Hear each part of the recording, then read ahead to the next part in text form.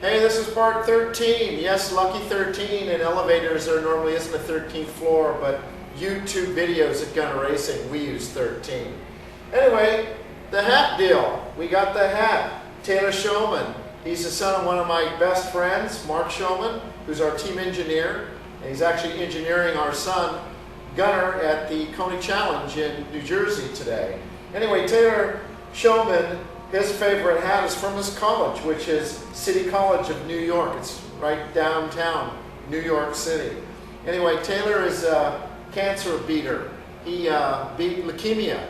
And Mark and his wife Marianne were very fortunate to have great doctors, and they pulled him through a life-threatening disease like that. But Taylor's a real athlete, and he's on the baseball team at the college there, which is pretty awesome. He's pretty much a star on the team. So good luck to you and the Beavers. That's what they used to call them, the Woolly Beavers. Maybe they're trying to get over that by now, but maybe they're called the Mancho Mammoth now or something. But anyway, part 13, the bottom of the 917.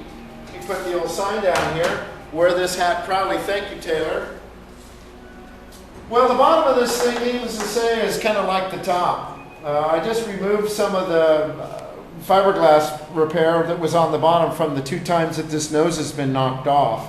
And you can see the various gluing and attachments and whatnot under here, which we need to, of course, remove. I already just cut this a few hours ago so you can see it. And then, of course, we have a honeycomb panel, which would be the whole floor. And this is, needless to say, it was glued on with non-German material.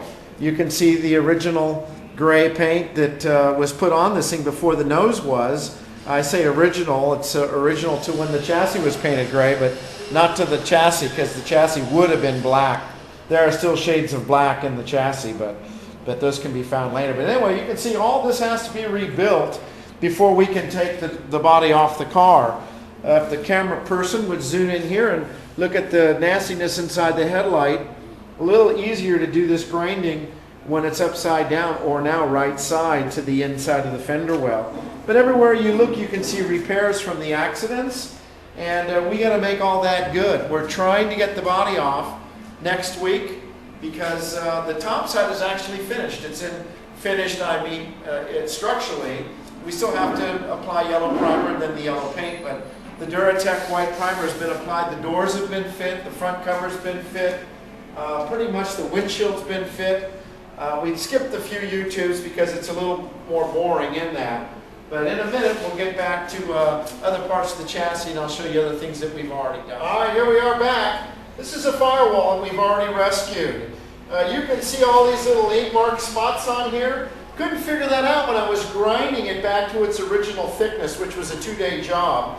What it is actually where they mark the little patches that hold the Firewall into the inside of the cockpit.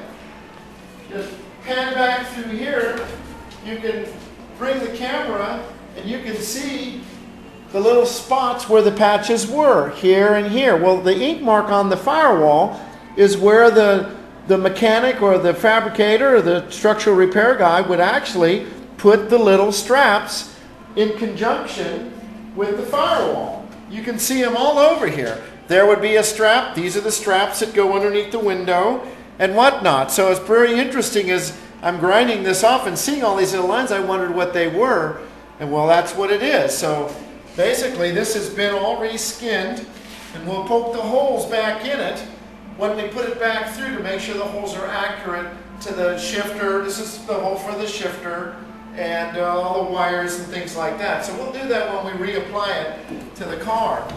But when you come around here, you can see, evidently, we talked about this, the back of this thing was whacked at one point, and they repaired. You can see this shiny tubing. They actually never painted. This is how it was in the Rosso Bianco Museum, and you can see the joint. If you pan in, you can see that the size of the material is different. This is actually bigger because this is all original. This is the original chassis that what you see in this gray color. But at this point, this is not the proper meeting. This all should take place in this area, but for some reason they maybe didn't know how to do it. But you can see bent tubes and all sorts of little crazy things going on here. But basically, this back will be chopped off when it goes onto the table next week, and then we'll start doing it to make it accurate so all the body panels fit it. But pretty much that's the car in a nutshell upside down. It's not real pretty because we won't media blast the chassis until we actually take the body off. And that has to happen next week because it won't go on the chassis with it on it.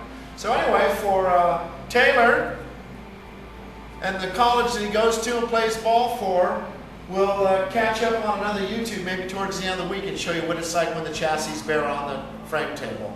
Again, adios.